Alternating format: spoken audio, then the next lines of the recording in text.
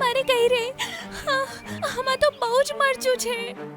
હા બુલબુલ, આમાં તો તે હવાના ભાવે મરચું નાખ્યું છે.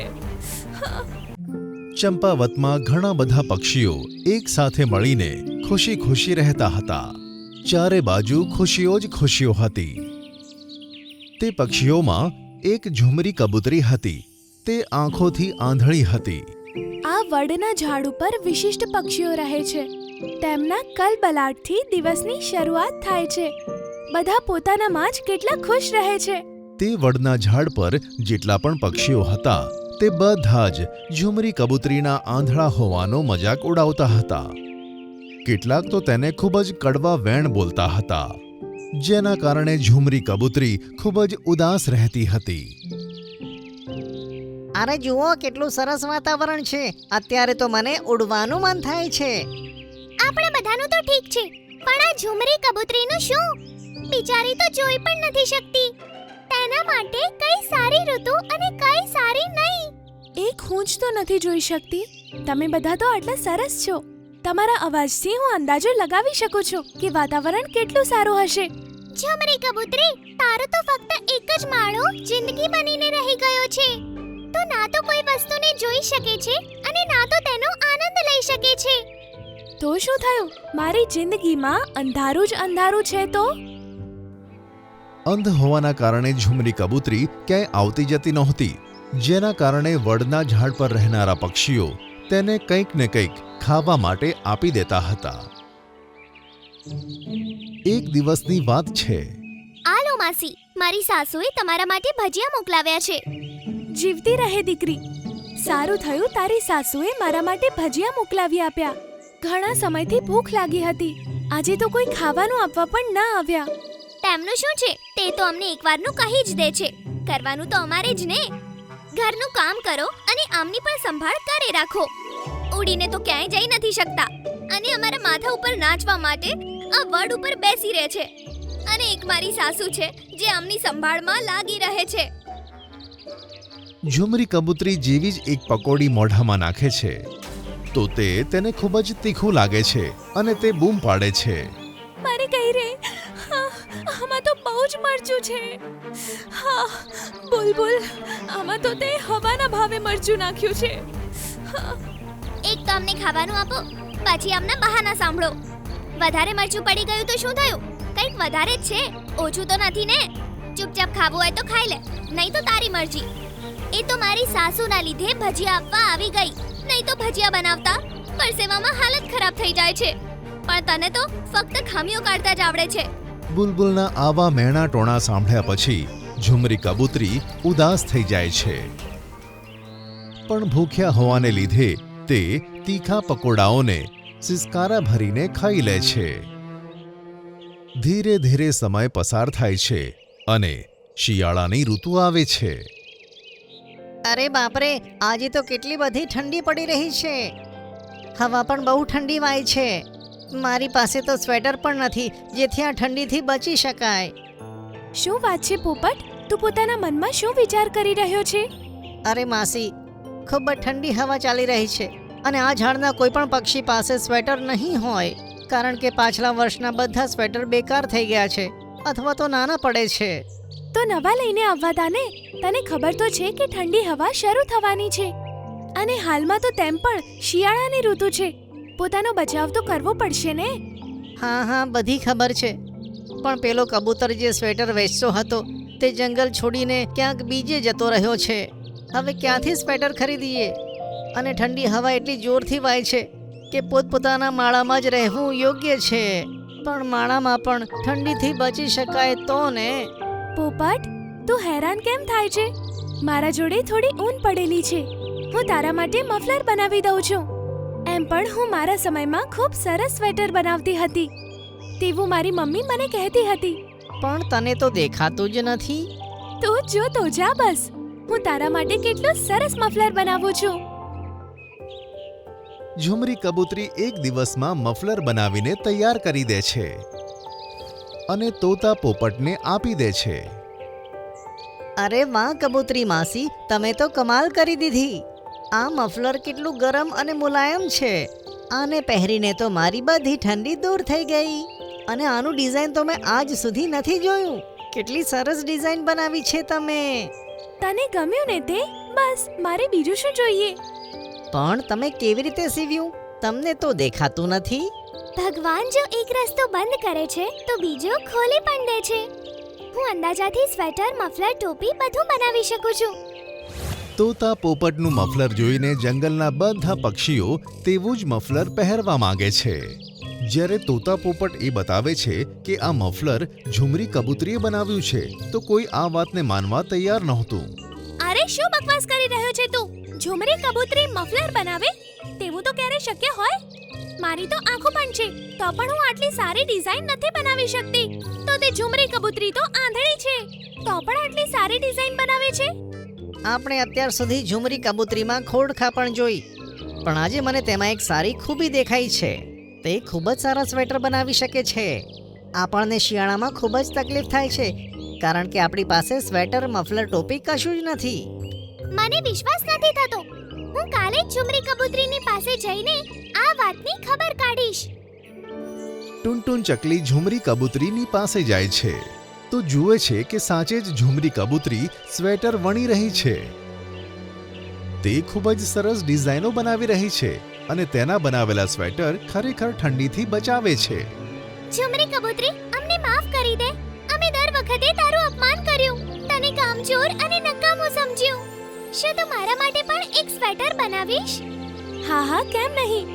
મને તો આ કામ કરવું ખૂબ જ ગમે છે. ઝુમરી કબૂતરીના વણાટની ચર્ચાઓ હવે આખા જંગલમાં ફેલાઈ ગઈ હતી. બધા જ તેની પાસે સ્વેટર બનાવવા માંગતા હતા. હવે ઝુમરી કબૂતરી સ્વેટરની એક દુકાન ખોલી દે છે કે જેમાં તે સ્વેટર વણીને તેને વેચવાનું શરૂ કરે છે. તેના સ્વેટર તો મુક્તાની સાથે જ વેચાઈ જાય છે, જેના કારણે હવે તેને બીજાઓ ઉપર આધાર રાખવો પડતો નથી અને તે હવે ખુશી ખુશી જીવન જીવે છે. મને માફ કરી દો માસી. પેલા દિવસે હું તમને ખૂબ ખરાબ રીતે બોલી હતી, પણ તમે તો ખૂબ સરસ સ્વેટર બનાવો છો. શું હું પણ તમારી પાસે આ શીખી શકું? હા હા, કેમ નહીં? હું તને પણ શીખવાડી દઈશ જેથી તું તારા ઘરે જાતે સ્વેટર બનાવી શકીશ. ઝુમરી કબૂતરી કેટલાક પક્ષીઓને સ્વેટર વણવાનું શીખવાડતી હતી અને પોતે બનાવીને પણ તેને વેચતી હતી, જેના કારણે હવે બધા તેને પસંદ કરવા લાગ્યા હતા. હવે તેના આંધળા હોવાનું કોઈને પણ નડતું ન હતું. મારી ઉપર આ જાદુઈ ફળ ખાસ તમારા માટે જ ઉગ્યા હતા. આજથી તમે જાદુઈ ચકલી બની ગઈ છો અને હવેથી તમે જે ઈચ્છશો તે આ જાદુઈ હીરાની મદદથી મેળવી શકશો. એક ઝાડ પર ટીનુ અને મીનુ પોતાના નાના માળામાં પોતાની મમ્મી સાથે રહેતા હતા. તે વિસ્તારના બધા પક્ષીઓ સુંદર હતા, પણ ટીનુ અને મીનુની પાંખો ઉપર કાળા કાળા ધબ્બાના નિશાન હતા, જેના કારણે કોઈ તેમને મિત્ર બનાવતા નહોતા. મીનુ, આટલા દિવસ થઈ ગયા. આપણે બંને એકલા જ એકબીજાથી વાત કરીએ છીએ અને રમીએ પણ એકલા છીએ. બાકી ચકલીઓ આપણી સાથે વાત કેમ નથી કરતી? આપણા બંનેની પાંખો પર આ બદસુરત કાળા નિશાન છે ને, કદાચ એટલે જ કોઈ આપણી સાથે વાત નથી કરતું. ના બેટા, એમ નિરાશ ન થવું જોઈએ. આજે તમે સામેથી જઈને વાત કરજો. હોઈ શકે છે એ લોકો તમારી બોલવાની રાહ જોઈ રહ્યા હોય. આ સાંભળીને બંને જણા ખુશ થયા અને સાંજના સમયે જ્યારે બધી ચકલીઓ ફરવા માટે નીકળતી હતી ત્યારે તે પણ ત્યાં આવી પહોંચી. હેલો દોસ્તો, મારું નામ ટીનુ છે અને મારું મીનુ. એક જ એરિયામાં રહેવા છતાં આપણે આજ સુધી વાત જ નથી કરી. એના માટે સોરી. શું આજથી આપણે બધા મિત્રો બની શકીએ? ખોટું ના લગાડતા, પણ તમે ખુદને તો જુઓ. અમે બધી જ ચકલીઓ એકદમ રંગબેરંગી સુંદર છીએ અને તમારી પાંખો પર જે કાળા નિશાન છે એ બહુ જ ખરાબ લાગે છે. બસ આ જ કારણ છે અમે આજ સુધી તમારી સાથે બોલવું અને મિત્રતા કરવું પસંદ નથી કર્યું અને આગળ પણ નહીં કરીએ. આમ કહીને બધી ચકલીઓ ઉડી ગઈ અને ટીનુ મીનુ ઉદાસ ચહેરા સાથે એકલા જ ફરવા માટે નીકળી ગયા. થોડી વાર પછી તેઓ ઝરણાની પાસે પહોંચ્યા, જ્યાં એક નાનો છોડ ઉગેલો હતો, જેની ઉપર સુંદર મજાના આસમાની ફળ લાગેલા હતા. અરે વાહ, કેટલા ચમકીલા ફ્રૂટ્સ છે. આવા ફ્રૂટ્સ તો પહેલા ક્યારેય નથી જોયા. હવે આજે જોયા છે તો ચાખીને પણ જોઈ લઈએ કે આનો ટેસ્ટ કેવો છે. કહીને તે બંને છોડ પાસે પહોંચી અને એક એક ફળને ખાવા લાગી. અરે વાહ, આટલું ટેસ્ટી ફ્રૂટ તો ક્યારેય નથી ખાધું. હા, સાચું કહે છે. It's so tasty. બંને મજાથી ફળ ખાવા લાગી. ફળ ખાઈ લીધા પછી તેમણે જોયું તો ગોટલી જ નહોતી, પણ ગોટલીની જગ્યાએ આસમાની રંગના હીરા હતા. અરે, આ કેવો જાદુ છે. આ બંને ફ્રૂટ્સના ગોટલા તો વાદળી રંગના હીરા જેવા ચમકે છે. ત્યાં જ અચાનક બંને હીરા છોડ પરથી તૂટી પડ્યા અને તે બંનેના માથામાં જઈને ચોંટી ગયા. અરે, આ કેવી રીતે થઈ શકે? આ તો આપણા માથા પર ખરાબ રીતે ચોંટી ગયું છે. બંને પોતાની ડોક હલાવીને હીરાને પાડવાનો પ્રયત્ન કર્યો, પણ હીરા તો પડ્યા જ નહીં અને છોડમાંથી અવાજ આવ્યો. ટીનુ અને મીનુ, મારી ઉપર આ જાદુઈ ફળ ખાસ તમારા માટે જ ઉગ્યા હતા. આજથી તમે જાદુઈ ચકલી બની ગઈ છો અને હવેથી તમે જે ઈચ્છશો તે આ જાદુઈ હીરાની મદદથી મેળવી શકશો. મને તો વિશ્વાસ જ નથી થતો કે અમે બંને જાદુઈ ચકલી બની ગયા છીએ. દીદી, ચલો ઘરે જઈને મમ્મીને કહીએ.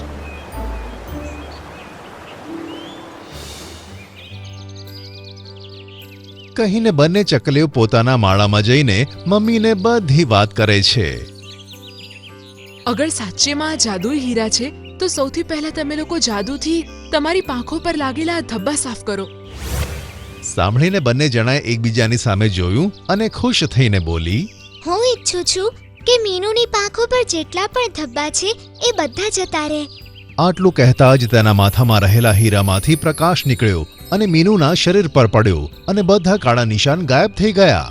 હું ઈચ્છું છું કે ટીનુના શરીર પરથી પણ જ્યાં જ્યાં કાળા ધબ્બા છે એ બધા જતા રહે.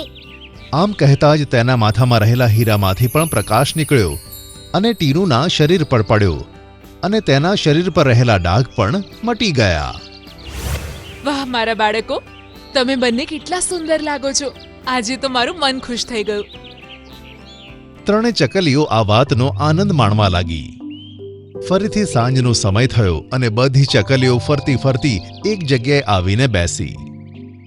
અને જ્યારે તેમણે ઝાડ પર ટીનુ અને મીનુને બેઠેલી જોઈ તો તેઓ આશ્ચર્યચકિત થઈ ગઈ. અરે, આ તો ટીનુ અને મીનુ ચકલી છે. આ બંને આટલી સુંદર કઈ રીતે થઈ ગઈ? અરે સુંદર તો થઈ, પણ એમના માથા પર આજે હીરો ચમકી રહ્યો છે.